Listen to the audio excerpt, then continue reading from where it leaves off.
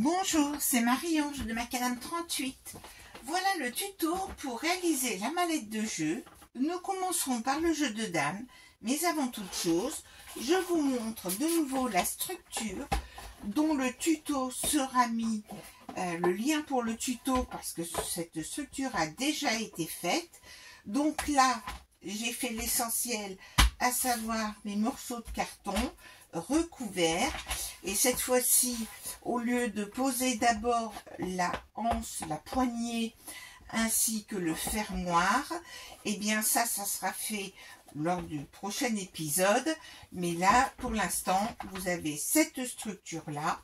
Ce qu'il nous faut faire aussi, c'est la reliure qui comporte peu de pages, puisqu'il s'agit d'une simple reliure en U. Bon, je vous redonne quand même les dimensions de la structure, hein, même si vous aurez le lien vidéo. La structure mesure 20 cm par 7,5 de tranche et pour une hauteur de 17 cm. Donc voilà pour la structure. La reliure, il s'agit simplement de prendre dans du canson 300 grammes, comme ceci, donc assez épais. De prendre dans ce papier, de découper 2 fois 18 par 20,5, 2 fois, alors en général je les coupe ensemble bien sûr pour être le mieux aligné possible, 2 fois 18 par 17,5. Et pour ces deux choses-là, je vais faire un pli à 16. Ce qui va nous donner une structure qui aura 4,5 de tranche ici et 1,5 de tranche. Je superpose mes deux parties, mes deux feuilles, je les superpose. Puis ensuite, je superpose mes deux feuilles qui ont 1,5 et ensuite, je centre le tout au milieu et j'obtiens ainsi une structure en U avec donc 4,5, 1,5 et on a 1,5 de chaque côté, sans compter bien sûr l'épaisseur de la page. Donc structure simple et nous aurons besoin de scraper seulement ces 8 petites pages. Donc pour la première interaction, nous allons utiliser cette collection-là, comme ceci, et je ne vais utiliser que les feuilles bleues. L'intérêt, je pense, pour faire cet album, c'est d'utiliser des motifs qui ne sont que dans un sens. Ça sera beaucoup plus facile à gérer avec les différents morceaux. Mais enfin, vous choisissez ce que vous voulez. Et j'ai aussi choisi pour que le dos soit blanc. Là aussi, pour une solution de facilité, va-t-on dire. Alors ensuite, j'ai prélevé pour faire le premier jeu, à savoir le jeu de dames. Voilà, j'ai préparé la chose. Alors, première étape, il nous faut couper la feuille en deux, à savoir obtenir deux morceaux qui feront 15,25 par 30,5.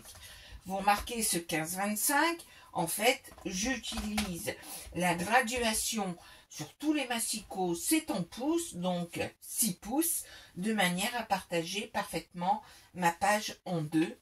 Et donc, je vais avoir deux morceaux de ma page et je vais faire différents plis. D'abord, pour faire ma structure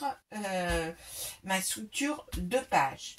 Alors, dans ce morceau de 15,25 par 30,5, je vais faire un pli à 17,5, ce qui correspond à la hauteur de ma page qui, rappelez-vous, fait 18 cm. Donc, je vais avoir 2 mm et quelques en haut et en bas. D'accord? Et puis, les 15,25 par rapport aux 16, c'est pareil, ça permet d'occuper toute la page avec un petit débord sur les côtés.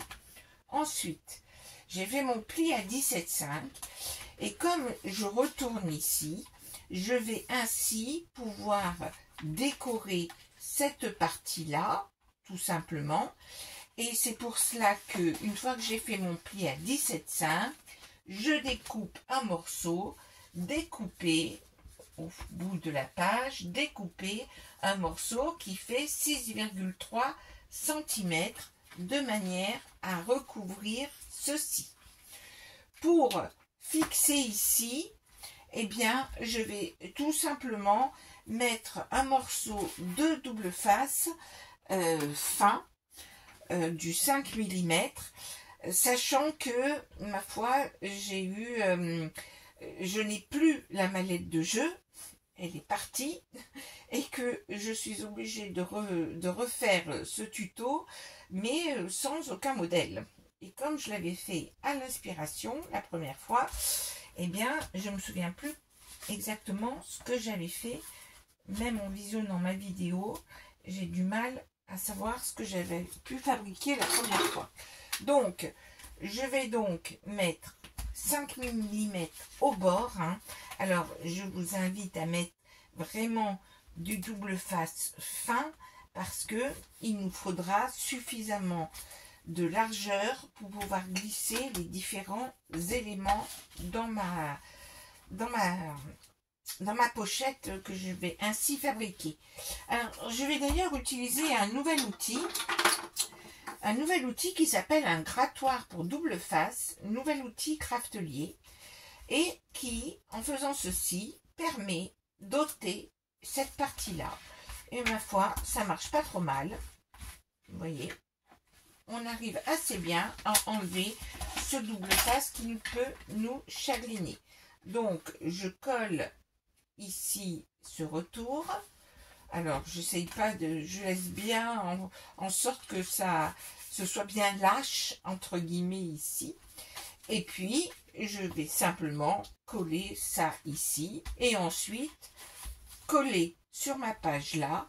Et j'aurai ainsi fabriqué une pochette bête et méchante pour pouvoir glisser le damier, les jetons, etc. Alors, pour les jetons, parlons-en. Le tuto ne va pas durer très longtemps parce que ce que vous allez faire, ce que j'ai fait hors caméra et que vous ferez tranquillement au coin du feu, le soir aussi, c'est de fabriquer des jetons. Les jetons de dame, il en faut 20 de chaque couleur. J'ai donc réalisé, alors j'en ai fait un peu plus au cas où on les perde, j'ai donc tout simplement fait des jetons noirs et blancs, donc 20 de chaque. J'en ai fait a priori 2 de plus, j'en ai fait 22 et 22.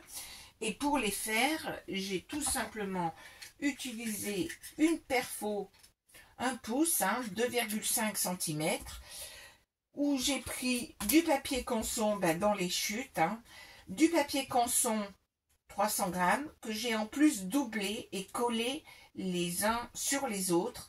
J'ai fait de même avec du papier noir épais, afin de réaliser tous mes jetons de dame. C'est assez long à faire, je vous l'accorde. Donc, vous pourrez vous y mettre dès que la vidéo sera terminée ou faire travailler vos enfants si vous en avez. Ensuite, il va nous falloir fabriquer une pochette, même si ça pouvait suffire, on est d'accord. Une pochette assortie pour le jeu de dames. On fait du scrap ou on n'en fait pas. Alors, la pochette, je l'ai réalisée dans le deuxième morceau, dans ce deuxième morceau de 15-25 par 30,5. Et pour cela, j'ai donc fait différents plis sur ce grand morceau de 15-25 par 30,5. Alors, dans ce grand morceau, j'ai fait 2 plis de 1,5 de chaque côté. 2 plis, je les ai déjà fait, de 1,5 sur la longueur. Ensuite, j'ai fait un pli à 11, un pli à 22, un pli 5 mm plus loin à 22,5. Et ensuite, comme j'étais sur mon massicot plioir, j'ai fait au bout un pli de 1,5. Hein, donc, en me positionnant là, 11, 22, 22,5 et ensuite 1,5 en me basant de l'autre côté du massicot. Je vous marque les plis pour que vous les voyez. Donc, alors, est-ce que j'ai encore oublié le pli large? Parce que j'oublie toujours quelque chose là en ce moment. Alors, mon pli à 11, mon pli à 22, mon pli à 22,5, hein, ce qui nous donne donc un petit rebord de 0,5. J'espère que vous le voyez bien. Et puis, à la fin, pour finir, ce petit pli de 1,5, vous allez savoir à quoi il sert. Alors, ici, avant toute chose, nous allons pouvoir, parce que notre pochette va donc se présenter comme ceci, nous allons simplement replier là, coller ici, et nous aurons ainsi réalisé notre pochette. Mais pour cela, il nous faut ôter cette partie-là. Ici, il nous faut couper tout ceci jusque là où il y a les 0,5, c'est-à-dire évider ici, enlever cette partie-là. Vous pouvez le faire au massicot, bien sûr. Hein.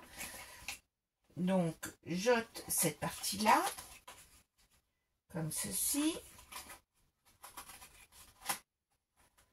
Prenez du soin, ce que je ne suis pas en train de faire. Voilà. Tout simplement.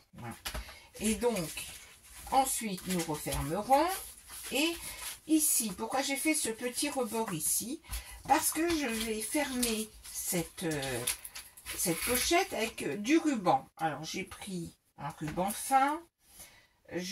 Il en faut peut-être moins que ça en dimension. Je mesure quand même pour vous dire combien j'ai pris là, pour l'instant, de dimension.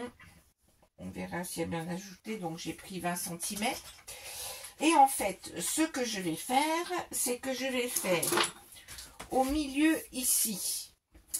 Au milieu ici, nous avons donc comme dimension, il nous reste 12,25, hein, puisque nous avions 15,25 et qu'on a enlevé 3 cm au total, un 5 et un 5.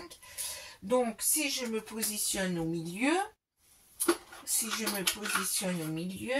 à 6 et quelques, je fais un petit point de repère. Je vais faire une toute petite fente au cutter. Je vais passer mon bout de ruban comme ceci. Et puis, je vais simplement mettre un bout de scotch pour l'attacher entre guillemets. Hop, voici. Et ensuite, si je replie et que je colle, j'ai donc caché les choses. Alors là, ça va être plus joli si j'arrondis les bords. Donc, je vais arrondir le bord ici. Alors, la double épaisseur passe quand même ici. Donc, j'arrondis les bords hein, parce que bon, j'aurais pu le faire après, mais à tant que faire, c'est fait. Donc là, je mets de la colle sur les 1,5 cm ici. Voici.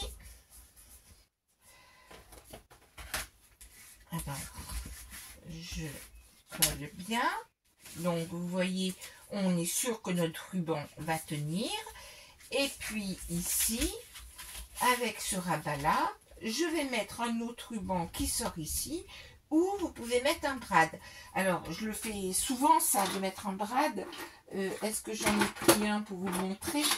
Mais tout le monde n'a pas ces gros brads, ces anciens attaches parisiennes, vous savez, qui sont assez grosses, que je démonte et que sur lequel on peut faire tourner le ruban. Donc, je me suis dit, on va varier les plaisirs. Et donc, ici, je vais simplement repérer et faire une petite fente, donc au milieu et espacée de, allez, 1,5 cm, ça ira par rapport au bord là. Alors, je fais un petit repère et je fais mon petit trou, ma petite fente. Et de même, je vais passer mon ruban. Voici. Et je vais donc bien l'attacher, entre guillemets, avec du scotch. Alors, je vais en mettre un bout de scotch dans ce sens-là. Ça consolide ma petite ouverture. Et si on tire dessus pour pas qu'il glisse, je fais un petit retour et comme ça, la chose est bien scotchée. Et ensuite, voilà, nous pourrons fermer notre pochette. Donc là, nous allons coller notre pochette. Je mets donc de la colle sur cette partie-là, des deux côtés là. Et notre pochette est donc terminée pour ranger nos jetons. Comme ceci. Et donc, ensuite, voilà, nous aurons notre pochette. Donc, on va laisser sécher, bien sûr. Je vais mettre des pinces à linge pour maintenir la chose. Je pense que je n'ai pas pris assez de pinces à linge. Je vais la coincer quelque part. Je vais surveiller. On va dire que je vais surveiller pour pas que ça se décolle. Donc, voilà notre pochette. Nous avons ceci et donc la pochette rentrera bien là-dedans, ceci étant collé. Maintenant, il s'agit de faire le damier. Alors, par expérience, je vous le dis, pour faire le damier, qui mesurera normalement, qui devrait mesurer 25 par 25 cm, mais compte tenu de ce que je veux faire, ce que je vous conseille, c'est de procéder de la même manière que moi, à savoir que vous allez prendre une feuille 30, voilà. Vraiment vous allez prendre une feuille 30, et moi ce que je fais, c'est que je fais de manière très discrète, je vais faire un espacement de 2,5 cm et pas 2,5 cm, mais toujours pareil, au lieu de faire 2,5 cm, je vais faire 1 pouce. Donc, ce qui est un petit peu supérieur à 2,5, puisque ça fait très exactement 2,54 cm. Et en fait, j'ai simplement fait sur ma feuille 30, donc je suis passée tout doucement pour que ça se voie à peine. Le tout n'est pas de plier, hein. Le tout est de faire un damier qui comportera 10 par 10, c'est-à-dire que nous allons nous mettre sur 1 pouce, 2 pouces, 3 pouces, 4 pouces, 5 pouces, de manière à avoir 25 cm par 25 cm. Mais comme je vous l'ai dit, donc là, ça s'aperçoit, on ne le voit pas sur cette feuille-là parce que j'ai vraiment fait les marques de manière très fine. Et si vous commencez par couper 25 par 25, eh bien, vous aurez, il vous restera à la fin, vous aurez moins de 2,5 cm. Et ensuite, qu'est-ce que j'ai fait par rapport à cette feuille-ci qu'il nous faudra plier. Et pour la plier, c'est beaucoup plus facile quand on fait une fente sur un des côtés de notre damier. On aperçoit un peu des plis qui vont vous servir pour positionner les cases. Les cases, comment je les ai faites? Donc, comme j'ai fait des faux carrés qui font 2,54 par 2,54 tous les pouces, d'accord, de façon à avoir 10 lignes, 10 fois 10, 100. Je vous rappelle la nuance avec un échiquier. Un échiquier ne fera que 8 cases. Donc, c'est vrai que qui peut le plus, peut le moins. Avec un damier de 10 cases, on peut jouer aux échecs en oubliant 2 lignes et 2 colonnes. Alors, une fois que j'ai fait pré-tracé mon damier, vous pouvez le faire au crayon, bien sûr, mais c'est beaucoup plus long. Donc, moi, j'ai fait mes toutes petites rayures et j'ai ensuite découpé dans une dans un papier, dans le bloc là, j'ai pris cette page là. Alors il y avait ce tour là qui me gênait, donc j'ai coupé, je me suis décalée et j'ai coupé des bandes qui elles ne font que 2,4 cm. 2,4 cm. J'ai découpé des grandes bandes de 2,4 cm. Et vous voyez, comme ça, cela rentre parfaitement dans mes carrés de 2,54 préfabriqués. Des bandes de 2,4 et puis mes bandes de 2,4 cm. Ensuite, je me suis mise à 2,4 cm et j'ai coupé des petits carrés. Donc ça aussi, c'est ma foi très long à faire. Mais donc, je vous montre. Je coupe mon petit carré, je le positionne en quinconce, sachant que quand on joue aux dames, on commence toujours, les pions se posent sur les parties foncées du damier. Ah, j'ai été obligée de réapprendre toutes les règles de jeu. Donc là, ici, je refais un petit carré de 2,4 et je le colle tout simplement. Alors, ma fente ici, là, sur un des côtés, je l'ai faite d'1 millimètre d'épaisseur, c'est-à-dire que j'ai découpé au cutter de part et d'autre du pli formé là. J'ai découpé sur 12,5 cm, là, j'ai découpé en laissant un petit espace de 1 mm. Et vous voyez qu'ensuite, ça se plie très bien. Et ça peut se plier dans tous les sens, voilà, par exemple. Et donc, cela viendra rejoindre ici. On aura nos jetons qui seront dans notre pochette, qui sera fermée, bien sûr.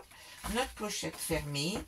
Notre, vous voyez, ça bouge, oh là là, vite remettre mon damier que je finirai bien sûr hors caméra. C'est très simple à faire, mais c'est long de couper tous ces petits morceaux. Hein. Et ensuite, voilà, j'aurai cette page-là à coller ici, plus mon petit morceau ici. Et donc, cette page-là sera donc terminée. Il n'y aura plus rien à faire. Donc, le prochain tuto arrive très prochainement. À très bientôt!